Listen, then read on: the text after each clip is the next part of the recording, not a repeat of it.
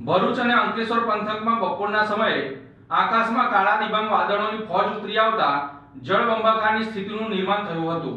ભરૂચ અને અંકલેશ્વર પંથકમાં લાંબી રાહ જોડાવા બાદ આખરે મેઘરાજાની ધમાકેદાર પધરામણી થઈ છે।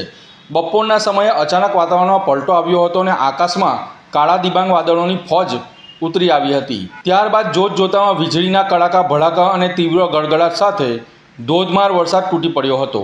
આ વર્ષે ચોમાસાની ઋતુ તેના નિયત સમય કરતાં થોડી મોડી શરૂ થઈ છે, જેના કારણે લોકો અસહ્ય ગરમી અને બફારાથી ત્રાહિમામ પુકારી ઉઠ્યા હતા। પરંતુ આજે મોડે પણ મેઘરાજાએ કૃપા વરસાવતા સમગ્ર પંથકમાં વાતાવરણ આહલાદક બની ગયું હતું અને જનમાનસમાં ભારે ઠંડક પ્રસરી ગઈ છે।